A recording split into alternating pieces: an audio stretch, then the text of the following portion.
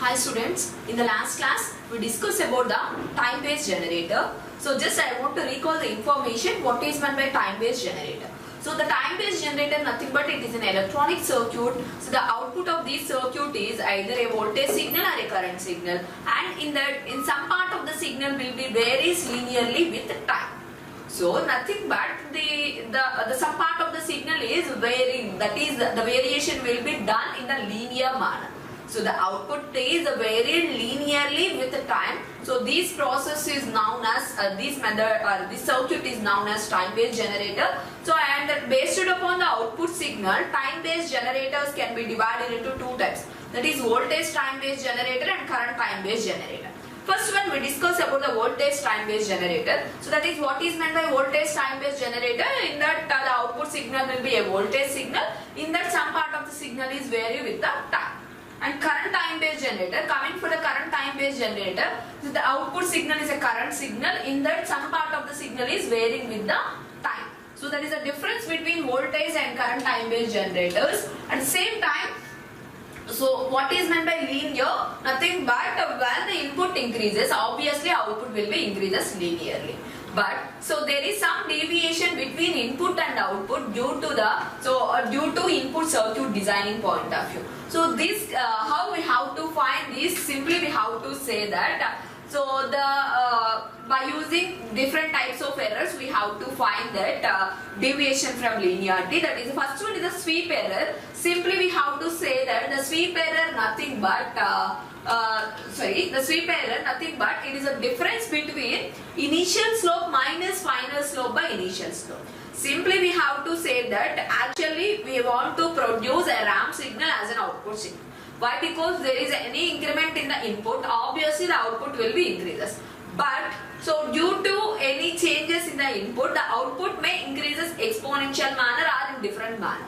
So this can be measured with the sweep error and transmission error and displacement error. Simply what is meant by sweep error? We have to say that it is a difference between the initial slope to the final slope by initial slope. And next one is the transmission error. Simply we have to say that the transmission error, it is a difference between input and output by input. So simply by using transmission error we have to find that is how the output is differ from the input. And the next one very important, that is displacement error. By using displacement error we have to find what is the difference between input and output within a linearity manner. So that is it is a difference between the formula for the displacement error is maximum deviation by sweep amplitude. Nothing but the actual output signal we want to produce will be a ramp signal, but the output is an exponential signal. What happens and what is the maximum deviation we have to find by using the displacement error. And at the same time we have to discuss about the different types of methods for generating of time-based waveforms. That is what is the exponential charging method and constant current method, Miller circuit, bootstrap circuit, and what is meant by Fantone circuit we have to discuss. So in the latter we discuss about what is in detail about the Miller circuit and bootstrap circuit and what is the principle of that. We discuss in the next class. So in the previous session we discussed about what is the purpose of this particular time-based generator. So at the same time, so we have to discuss the first one, that is exponential charging method. So in the exponential charging method we have to discuss how we produce an output signal. Simply an exponential charging method consisting of a resistor and capacitor. When the switch is in open condition, the capacitor starts charging, and when the switch is in closed condition, the capacitor starts discharging. Generally this is the condition of the exponential sweep circuit method. So in that we have to find the slope error as well as transmission error, and we have to find the displacement error. How we have to find the displacement error? Just check the condition. What is meant by displacement error? So the definition for the displacement error is simply we have to say that it is a difference between maximum deviation by the maximum sweep amplitude. So simply what is the definition for that particular one? It is defined that so maximum deviation by the and the maximum amplitude we have to say that is Vs minus Vs dash mod by sweep amplitude. So that is we have to indicate like this, maximum sweep amplitude. And as as we know that from previous one, what is meant by Vs? Vs is an output, that is exponential signal. We have to indicate with V into 1 minus e power minus t by RC. By solving this, we have to produce at t is equal to Ts condition. Simply we have to say that at t is equal to Ts condition. From this we observe that at t is equal to Ts condition. So that is at t is equal to Ts, the Vs signal will be maximum. So that's why we want the maximum amplitude. That's why we have to produce, that is sweep amplitude will be so Vs by something, that is at t is equal to Ts condition, we have to get the maximum amplitude. And the second one will be the, so what is the maximum deviation? Where it occurs maximum deviation? Simply, so just check the condition, maximum deviation, nothing but difference between input and output. So just check these two and these two. So complete this process where it occurs at this condition, nothing but at t is equal to Ts by 2 condition. So it will be occurred. Simply we have to say that at t is equal to Ts by 2 condition, the maximum that is deviation will be occurred at the output. So just substitute this value at Vs minus Vs dash. At t is equal to Ts by 2, we have to find the Vs minus Vs dash condition. At the same time, at t is equal to Ts, we have to find the maximum amplitude. So just find out these things from this one. So just we have to substitute that condition. So we know that what is meant by Vs minus Vs dash,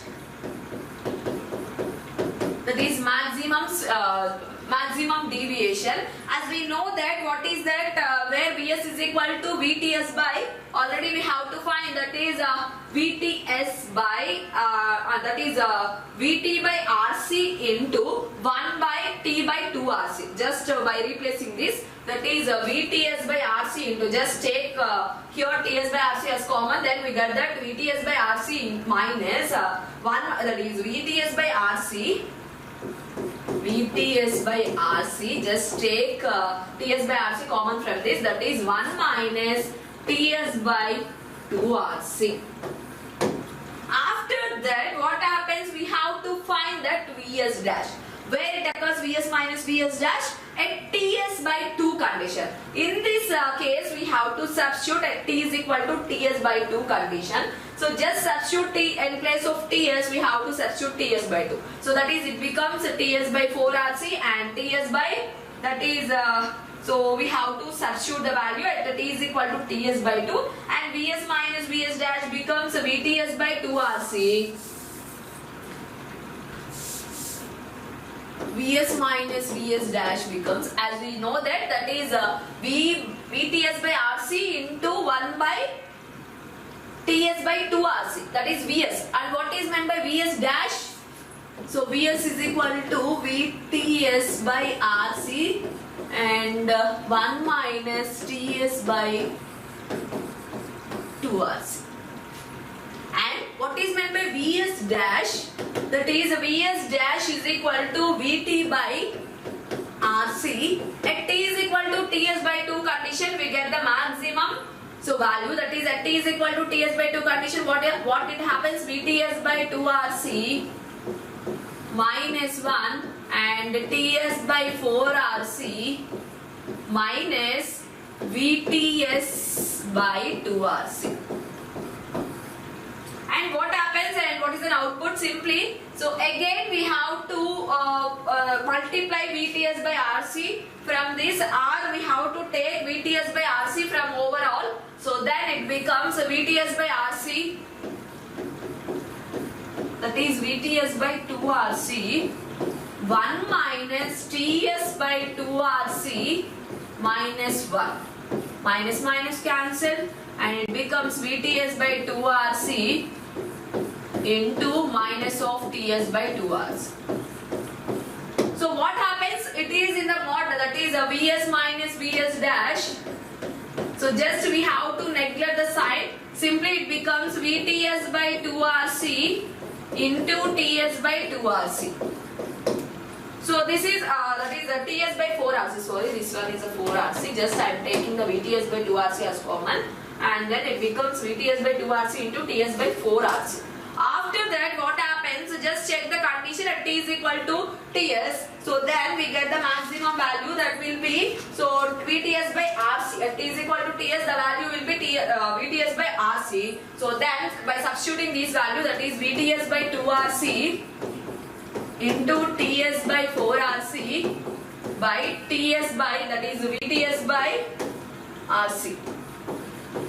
Rc cancel, Vts cancel, that is Ts by 8Rc. So this is the final output for displacement error. So as we know that sweep error will be Ts by Rc and transmission error will be Ts by 4Rc, it will be Ts by 8Rc. So from this we have to write this thing, that is Es is equal to Ts by 2Rc into 1 by 4 R, which is equal to Et by 4. That is, simply we have to say that Es is equal to Et by 4 and Ed by 8. So this is the final thing, or we have to represent like this also, that is 8Es is equal to 2Et plus, which is equal to Ed. Sorry, 8Ed is equal to. So this is about the,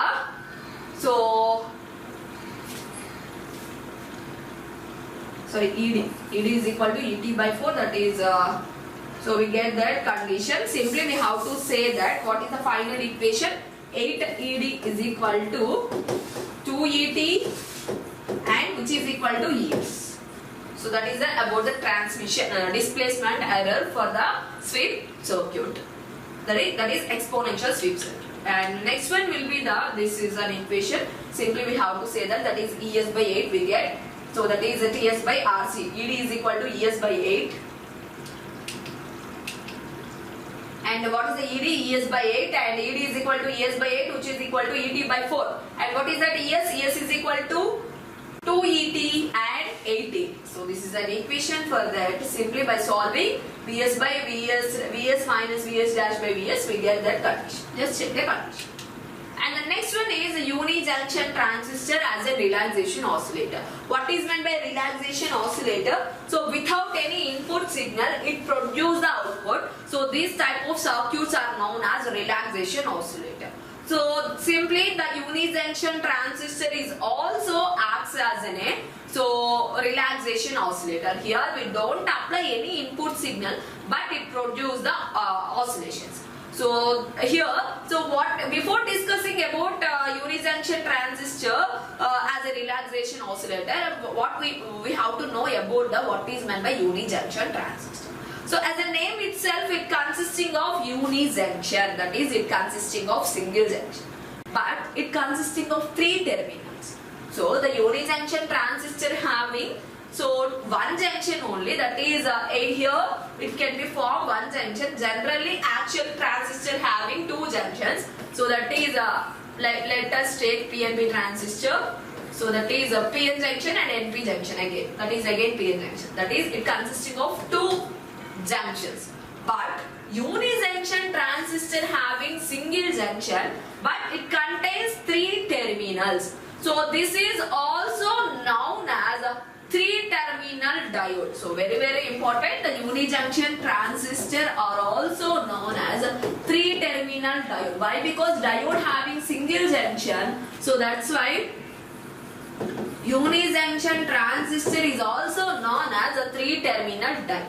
So here coming for the structure of the unijunction transistor, so it consisting of 3 terminals, that is emitter, base 1 and base 2. Here the emitter terminal consisting of the p-type material, and base 1 and base 2 terminals are having lightly doped n-type material.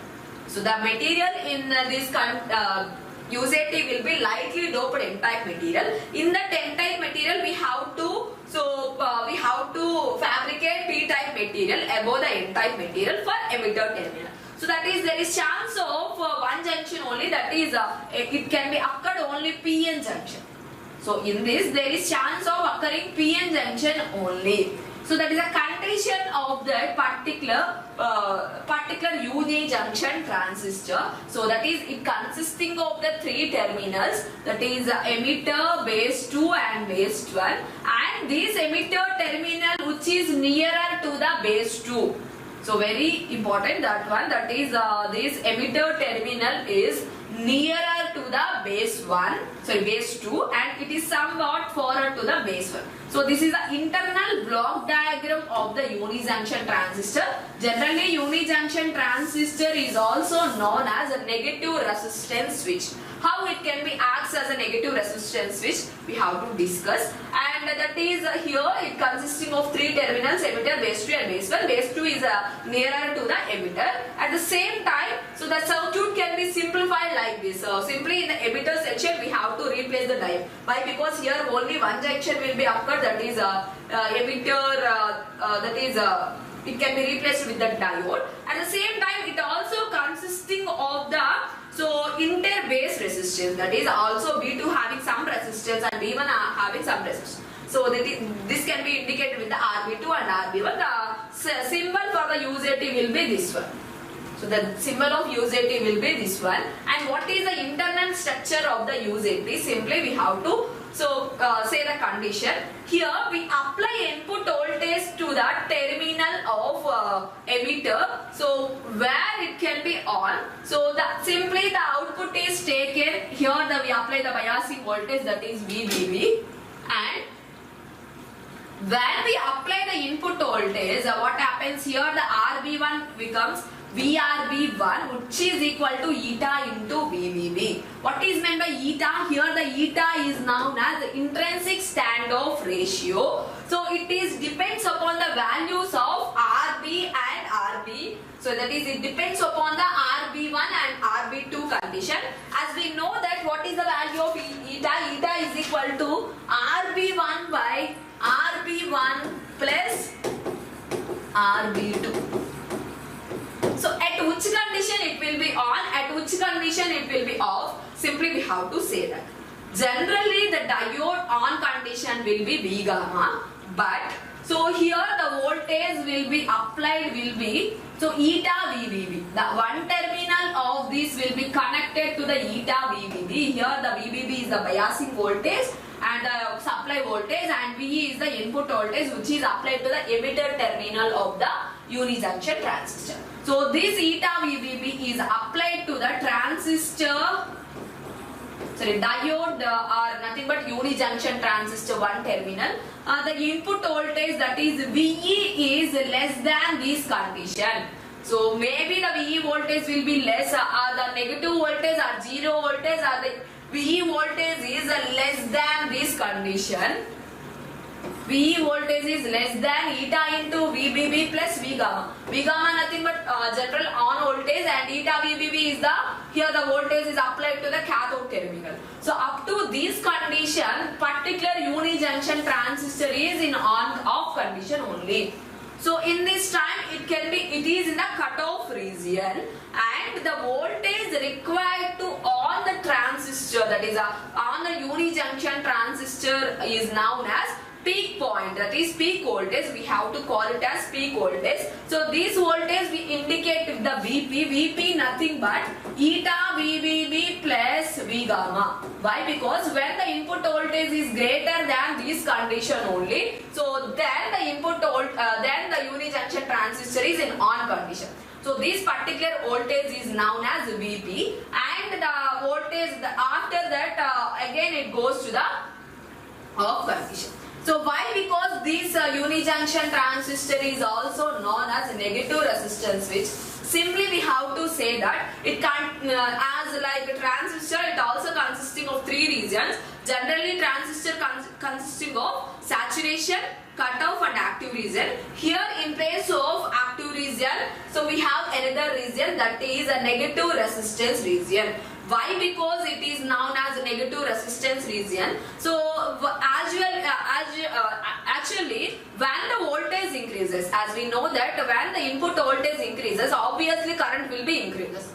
But here when the input voltage, that is when it reaches the peak point Vp, the input voltage is Vp, so then the voltage will be increases, Vp will be, so after here we apply the Vp, then what happens? Unijunction transistor is on condition. So but the current flowing through this will be V2 to V1 will be decreases. So that is simply we have to say that when the voltage will be increases, the current will be decreased. So this particular region is known as negative resistance region, and remaining two regions will be as usual. Less than Vp region is known as cutoff region, and this more than Vp region is known as saturation region. So this is about the unijunction transistor and the structure of the unijunction transistor and typical circuit of the unijunction transistor. So next we discuss about the unijunction transistor as a relaxation oscillator. So when we give an input signal, that is when we have to apply the VCC signal, what is the condition of the unijunction transistor? So simply, so we don't apply any input signal. So in this time, that is we don't apply any emitter input signal. So in this time so we don't apply any input signal to the emitter terminal. In this time, obviously when we apply a VCC signal, so then what is the condition of unijunction transistor? The unijunction transistor is in off condition. When the unijunction transistor is in off condition, it is replaced by the open switch. Simply this VCC voltage is passing through here only. Then the capacitor is connected in between VCC and ground. What happens? The capacitor starts charging. So in which condition? Simply we have to say that. So when the capacitor starts charging, up to which condition? So it charges up to the point it is a VCC, or we have to indicate with the VR VBB. So actually it starts up to VR VBB or the input voltage. Whatever the input voltage, it can be charged up to the VR VBB. So when the unijunction, when we switch on the power supply, so initially unijunction transistor is in off condition. Why? Because so just we don't apply any emitter voltage here. So this unijunction transistor is in off condition. Then the capacitor starts charging. So when the capacitor starts charging, the voltage across this one will be increases. So this voltage is applied to the emitter terminal of the unijunction transistor. So that is actually the unijunction transistor capacitor, that is this capacitor charges up to VR VBB, but when this capacitor reaches the peak point, what happens when this capacitor reaches the peak point? So this voltage will be increases gradually when capacitor starts charging. When it reaches the VP point, then this voltage is given to the unijunction transistor. Then unijunction transistor goes to on condition. Simply we have to say that. So this charging voltage is applied to the unijunction transistor another terminal. So our unijunction transistor, this is a VS. Unijunction transistor input. So in the initial condition, the UZT is in off condition. It charges up to VR VBB, but when it reaches that condition, that is VP, after that the unijunction transistor goes to off condition. So in this time the capacitor starts discharging. So this in this time the capacitor when it reaches the VP point, then UZT becomes on condition.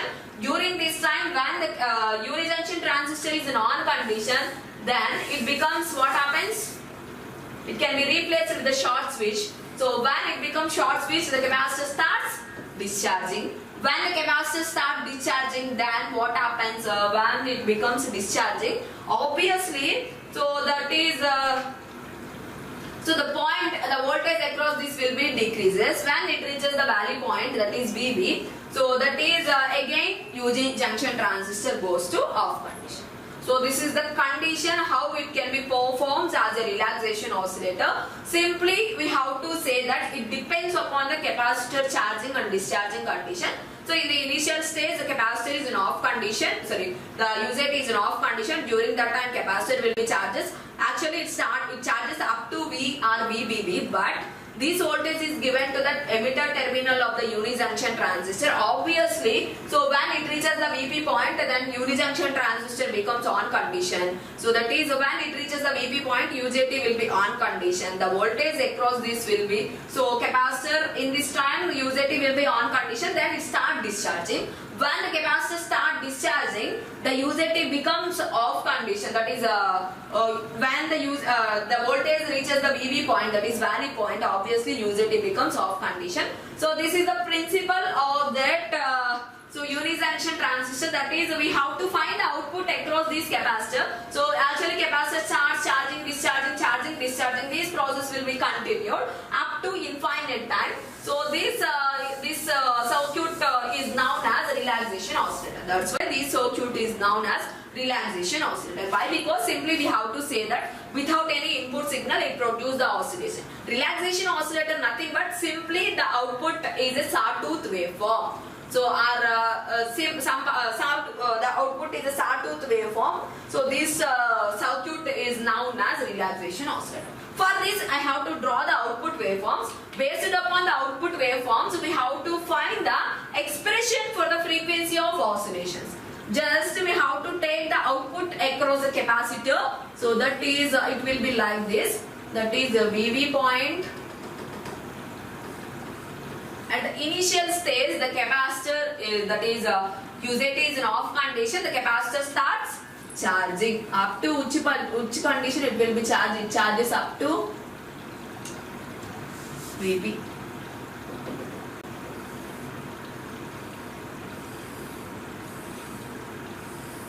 It charges up to VP, VV, and VP, and VV.